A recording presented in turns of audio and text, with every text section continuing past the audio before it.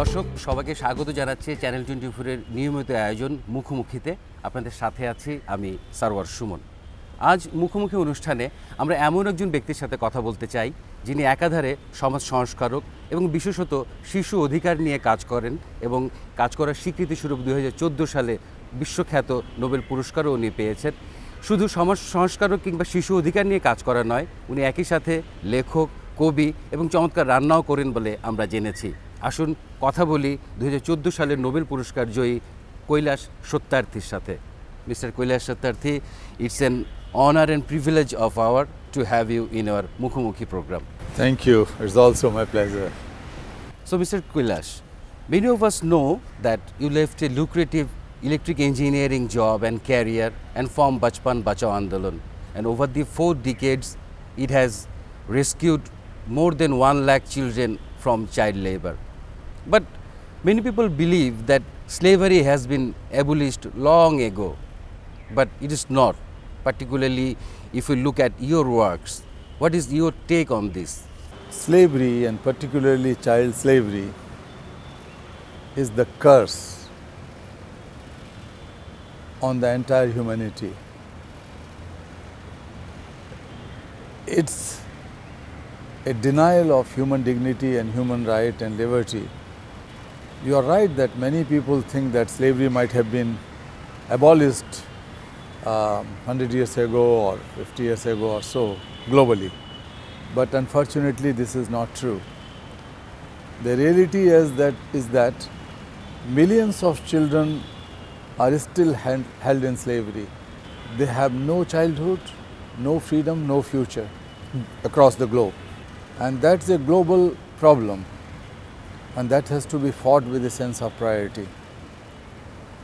Sometimes I think that how civilization and slavery can go on together, how the technological advancement and slavery of children can continue together, how important are constitutions and powerful are constitutions and laws in the world. International treaties and bindings are there, but despite all that, children are still forced to live in worse conditions than the animals, and that is a stigma on our face. Okay, so slavery is not abolished at all. No, It is it still prevailing. continue, it's still prevailing. If you look at the SDGs, the Sustainable Development Goal, as per SDG, all member states, UN member states are committed to end child labor within 2025, and 2025 is so near, it is 2023. Is not it too short to end this and to achieve this goal? As you know that I am one of those SDG advocates appointed by the Secretary General. Yeah, you all know. But I will confess with some sense of shame that world has never been so poor as it was centuries ago. But world is not so rich or As it is wealthy now. as it is now. Yeah. I'll tell you that in the first 4 years of SDGs, between 2016 and 2020, world has become $10 trillion richer. $10 trillion. But during that time, every day, every single day, 10,000 children were pushed into child labor and slavery, trafficking, forced marriages, and committing petty crimes controlled by the mafia groups. 10,000 children every day, mainly in African region. There is no excuse for that. There is no justification for that. That when the world is growing richer, the children are left out, children are left behind, children are falling apart, and they were pushed into child labor and slavery. Today we have 160 million child laborers.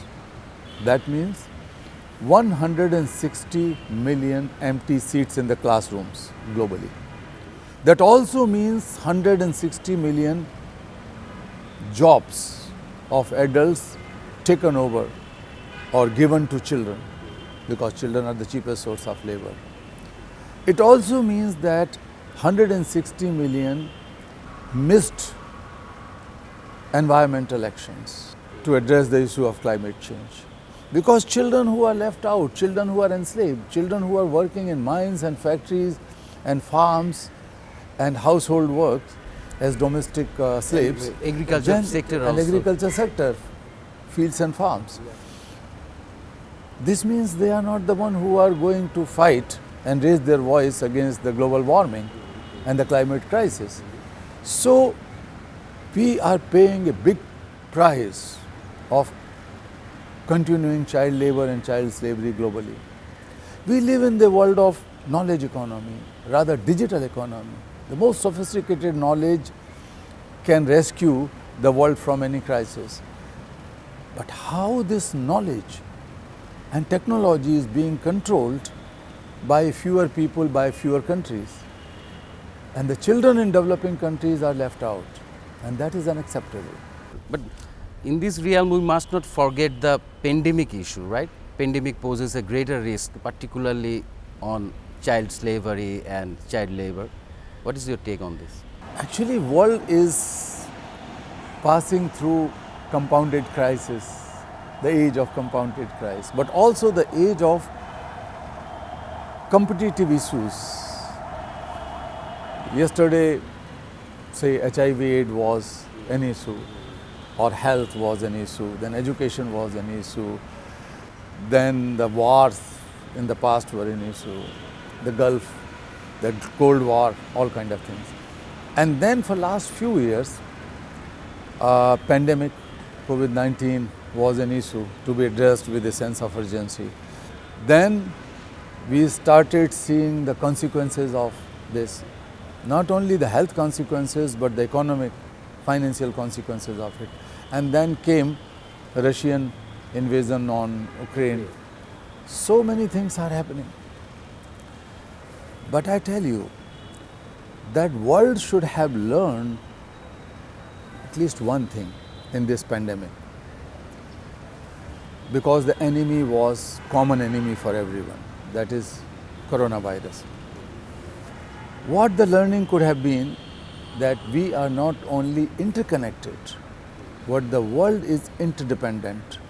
We cannot solve each other's, we don't solve each other's problem, we cannot solve our problem. That should have been the learning, but unfortunately not. People like us who raise this voice that millions, maybe dozens of millions of children will be left out from schools, or they may not come back to school, and so many problems. Yeah. And maybe pushed into child marriage and child labor and so on. And that is happening today. So the rich countries, the G7 countries, have allocated initially $8 trillion and later on $12 trillion funds, what they call the global agenda of action for COVID-19. But that global response was missing. Out of these $12 trillion, only 0.13%, not even 0.5%, 0.13% has been given to the marginalized children and people in developing countries.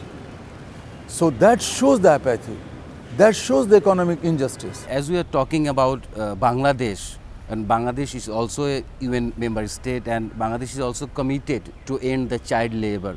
But 2025 isn't a very short time. Is it possible for Bangladesh to end child labor completely? What is your suggestion to Bangladesh and Bangladesh civil society and other child activists? Well, let me underline here that Bangladesh has made tremendous progress in many spheres of life, definitely, and reduction of child labor. Ensuring education was the key. And in mid 2000, 2003, 4, 5, when I was the chair of the Global Campaign for Education, which was very active in Bangladesh, we used to say with pride that Bangladesh was the first South Asian country that has attained gender parity in education, in primary education, and then again Bangladesh was the first country to attain or to achieve the gender equality in secondary education also. So in some places, I visited some places in Bangladesh those days, and I found that the number of girls was more than the number of boys in primary classes, and that was great. That was great thing. But I think it's a collective responsibility, not only of the government, but also of all parties, faith institutions, Hindus, Muslims, everyone, Christians, corporate sector. The Bangladeshis who are wealthy and making money across the world, across the world, is the responsibility of civil society also. Everyone should come together to put an end to this menace. And this formula is not just for Bangladesh. It should happen everywhere in the world, in each country and globally, because how can we call ourselves civilized if we leave our children behind? If parents are taking a train or a flight or a bus and they are in rush, they wanted to run faster, and their young kids are left out, how can they be responsible parents? So we have to think as responsible parents, responsible sisters and brothers of those young children. If one single child anywhere in the world is enslaved, I would say the world is not free. If one single child is raped, murdered, or facing any kind of cruelty, we cannot call ourselves, the world cannot call itself cultured, human. My parameter, my measurement is very simple, that how do the results of our policies and programs reach out to the last child who is living somewhere in a village, in Bangladesh or in India or in South Sudan or in Latin America. That should be our measurement, and that is possible when we should come together. Sometimes I say that we have learned so many things in the world. We walk on the same earth. We did not learn how to walk together. We have to learn how to walk together. Rich countries, poor countries, rich people, poor people, people from all religions and faiths, they should learn how to walk together.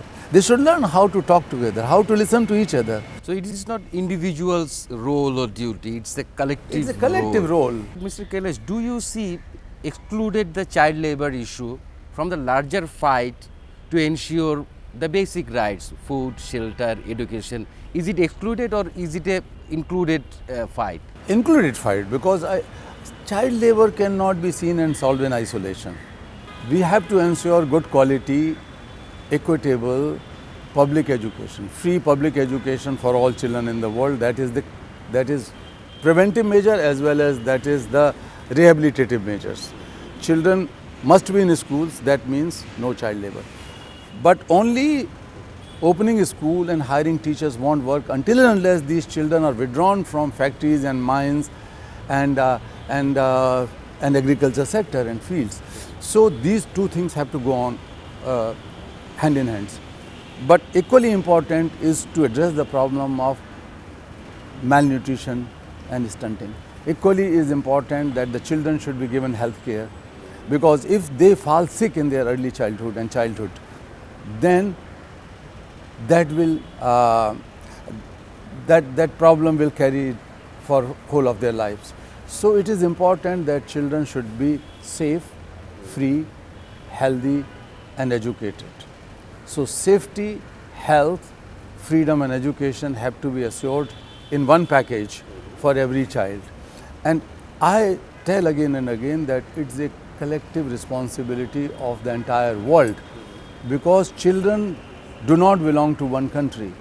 I know that many of the children from South Asia who were well educated in our countries, many of the children from other parts of the world who were well educated, they are helping in advancement of technology in America, in Europe, in different parts of the world. They are helping and producing wealth for those countries. So for the progress of those countries, many of the people, young people, sometimes as workers, sometimes as engineers, software engineers in particular, doctors, they have helped in producing wealth for the rest of the world. Yeah, yeah. So nobody can say that we can do the things on our own and we can solve our own problems. So it's a collective responsibility. And that's why I keep on calling for one thing, that we have globalized markets and economies, we have globalized knowledge, technology, we have globalized our productions, our thoughts and so many other things. This is the time after pandemic we should learn globalizing compassion. We must globalize compassion. And this part of the world, which has huge heritage, that has huge wealth of wisdom for centuries, for millenniums, one should lead, we should lead to globalize compassion. We should try to build compassionate leadership in all walks of life. When I say compassion, it does not mean sympathy or empathy. Compassion is the feeling of suffering for others as one's own suffering, and then strong drive to elevate, to end that suffering. That is the drive which is inbuilt with the compassion. So compassion is not a teaching or preaching or a value or a virtue. Compassion is something which is inherent in each one of us. As I said, in case of pandemic, we have seen it. So we could bring miracle that time. Why we can't continue that miracle of compassion all times, everywhere in the world? Mister Kailash, thank you so much. দর্শক, আমরা কথা বলছি Nobel বিজয়ী কৈলাস সত্যার্থীর সাথে। আমরা কৈলাস সত্যার্থীর সাথে আরও আলোচনা করতে চাই। তা জানতে চোখ রাখুন মুখোমুখির পরবর্তী পর্বে।